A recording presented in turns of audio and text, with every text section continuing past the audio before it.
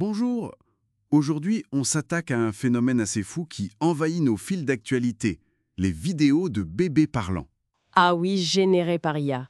C'est vrai que ça a explosé, notamment avec le bébé Joe Rogan, non? Exactement, celui-là. Impossible de le rater. Alors, pour comprendre comment on fabrique ces petits miracles technologiques, on a une source, Laquelle? un tutoriel YouTube d'une chaîne qui s'appelle Vince Oprah. Il explique tout, pas à pas. D'accord, donc on va décortiquer ça? C'est l'idée, voir comment ça marche, quels outils il faut, et si c'est vraiment si simple que ça en a l'air. Bon, par où on commence? Ben, logiquement, par le son, non? L'audio. Oui. Le tuto dit qu'il faut d'abord un fichier audio. Alors, plusieurs options. Comme? On peut prendre un extrait de podcast qui existe déjà. L'exemple qu'il donne, c'est Joe Rogan et Theo Von qui discutent. D'accord, piquer un dialogue existant. Voilà.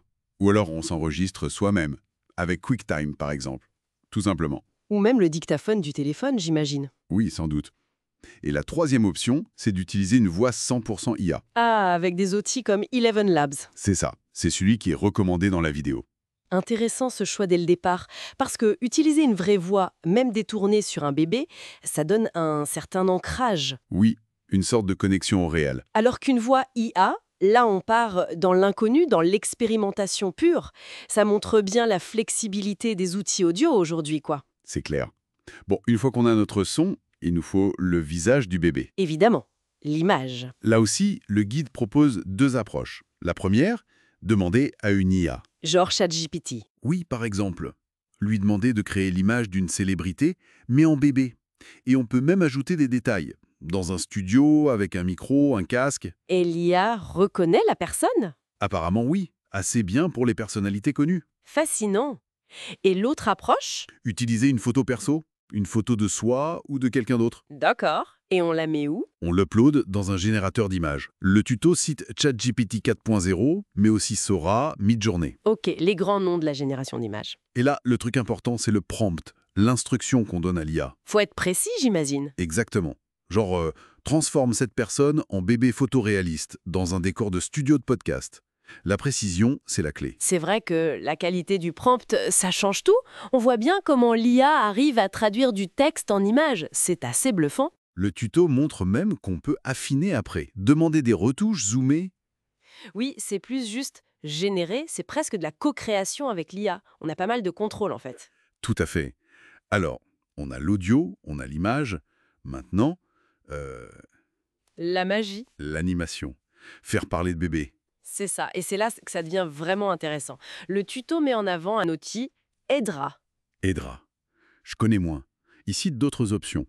Oui, il mentionne aussi Synthesia AI, mais il a l'air de préférer Edra. Et comment ça marche concrètement? Bah, tu téléverses ton fichier audio et ton image de bébé sur la plateforme, Simple. et tu ajoutes un dernier prompt, une instruction pour l'animation. Genre. Par exemple, fais-le parler et bouger les mains comme s'il animait un podcast. Ah oui, pour donner une direction sur le mouvement. Exact. Et d'ailleurs, le youtubeur insiste sur un point. La qualité des mouvements de main avec Edra. Les mains, c'est souvent le point faible de ces animations. Apparemment, là, ça rend plutôt bien. Ça ajoute au réalisme, enfin à l'illusion, quoi. C'est vraiment l'étape de fusion là. L'IA synchronise pas juste les lèvres, elle interprète l'audio et le prompt pour créer une gestuelle, une expression. C'est ça qui est fou. Ça montre que la technologie avance à une vitesse folle. Animer une image fixe comme ça, c'était un truc de pro il y a pas si longtemps. Et maintenant, c'est à la portée de presque tout le monde, si on suit le tuto. Exactement. Bon, le guide ajoute une étape optionnelle mais recommandée, le montage. Logique, surtout si t'as plusieurs bébés qui discutent comme Rogan et Von. Oui, pour assembler les clips. Il cite des logiciels classiques, CapCut, Premiere Pro. Pour alterner les plans, donner du rythme.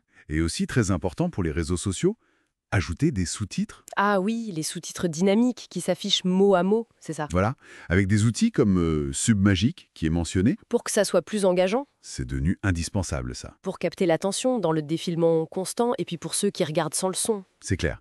Et le résultat final, on l'a vu. Le bébé Rogan qui parle de la France et du Canada. Oui, ou la propre version du youtubeur où son bébé avatar discute de montage vidéo. C'est le potentiel comique qui est énorme, évidemment. Oui, le décalage est drôle. Le tuto dit même que ça marche avec des animaux. Ah, le bébé chat qui débat de philosophie bientôt.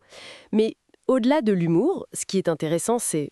Cette facilité déconcertante. Oui, l'accès à ces outils, ça démocratise à fond la création. N'importe qui, avec un peu de temps et d'envie, peut produire un contenu visuellement sophistiqué, potentiellement viral.